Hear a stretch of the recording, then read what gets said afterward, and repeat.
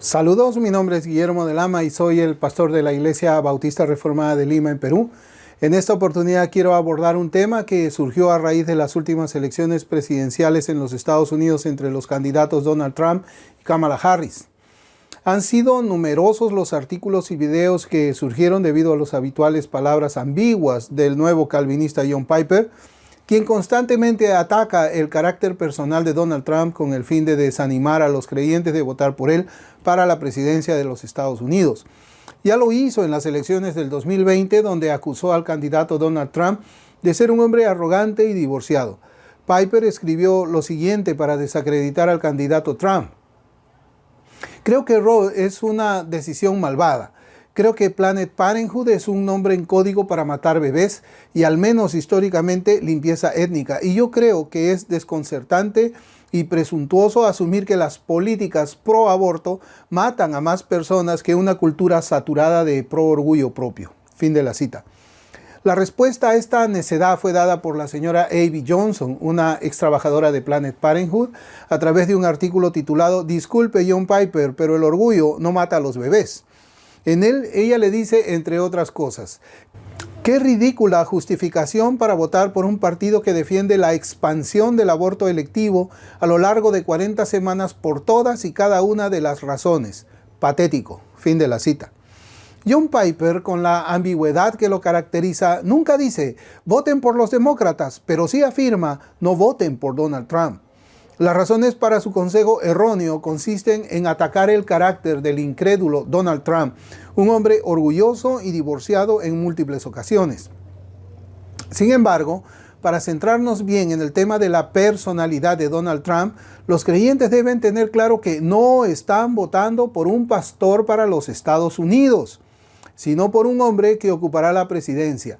Por lo tanto, no debemos caer en el juego de palabras de John Piper ni buscar en 1 de Timoteo 3 los requisitos de los obispos para evaluar la candidatura de Donald Trump. Los cristianos van a votar por un presidente, no por un pastor. Sabemos que el candidato Trump es reprensible, no es marido de una sola mujer, es dado al vino, es codicioso, etc. A estas alturas de la vida, creo que todos los que habitamos en este planeta sabemos la diferencia entre los demócratas y republicanos. En general, los demócratas buscan cerrar iglesias y escuelas cristianas, así como borrar los valores y las tradiciones y las instituciones cristianas de la cultura estadounidense. Sus pares en otros países persiguen exactamente lo mismo y esa es la razón por la que siempre comento lo que sucede con la política en los Estados Unidos desde una perspectiva bíblica. Al final del programa les compartiré mi comentario sobre el pensamiento incrustado en las mentes de los evangélicos que dice no debemos votar por ningún candidato. Creo que lo primero de lo que deberíamos hablar es sobre la ética cristiana en el voto electoral, ya que últimamente hemos observado que en cada elección que se presenta en nuestros países surgen debates entre cristianos sobre si un verdadero creyente nacido de nuevo puede votar por un candidato demócrata o su equivalente en cualquier país del mundo. Esta situación ha provocado que personajes conocidos como Charlie Kirk y John Piper ofrezcan puntos de vista opuestos, resaltando el tema de si la fe de un cristiano verdadero entra en conflicto inseparable con el apoyo a ciertas plataformas políticas, especialmente si apoya con su voto al candidato Donald Trump. En varios videos de YouTube se puede observar la respuesta firme por parte del comentarista conservador Charlie Kirk contra las perspectivas teológicas de John Piper sobre si los cristianos deben votar por los demócratas, donde Kirk concluye acertadamente diciendo que la fe cristiana de una persona y el voto por un candidato demócrata son mutuamente excluyentes. Los videos están en inglés, pero la tecnología permite acceder a subtítulos que muestran la firme posición y las declaraciones de Charlie Kirk, quien sostiene de manera categórica que un verdadero cristiano que cree en la Biblia y que ora nunca debería votar por los demócratas. El argumento de Kirk es bastante claro. El Partido Demócrata apoya políticas que son diametralmente opuestas a los valores cristianos, como el aborto y el reciente enfoque en los derechos trans que se priorizan por encima de los principios bíblicos. Kirk subraya la incompatibilidad entre las políticas del Partido Demócrata y las enseñanzas bíblicas que los cristianos defendemos. Aclara que no se puede profesar sinceramente los principios bíblicos y al mismo tiempo apoyar a un partido que promueve lo que él considera prácticas inmorales y contrarias a la voluntad de Dios. Esta postura se refleja en su discurso, donde argumenta que el respaldo del Partido Demócrata a temas como el aborto y los derechos trans van en contra de los valores cristianos fundamentales. Los argumentos de Charlie Kirk se pueden resumir en lo siguiente. Primero, y como ya he mencionado, Kirk afirma rotundamente que las políticas demócratas respaldan prácticas como el aborto y las cirugías de transición de género para menores, que contrastan marcadamente con la moral cristiana. En segundo lugar, se observa que Charlie Kirk hace una clara distinción entre el candidato y las políticas de gobierno que representa. Por ello, realiza una crítica bien fundamentada a la posición de John Piper, quien siempre interpreta de manera excesiva los pecados personales del candidato Trump, en lugar de centrarse en sus políticas. Kirk desmantela la posición de Piper, que pone énfasis en los pecados personales y para ello menciona personajes bíblicos como Sansón, quien a pesar de sus pecados desempeñó un papel clave en los planes de Dios. En tercer lugar, Charlie Kirk reitera el mandato bíblico de Romanos 13, según el cual el deber de una autoridad gubernamental es castigar el mal y premiar el bien. De acuerdo con este criterio, considera que el gobierno del Partido Demócrata es sustancialmente defectuoso.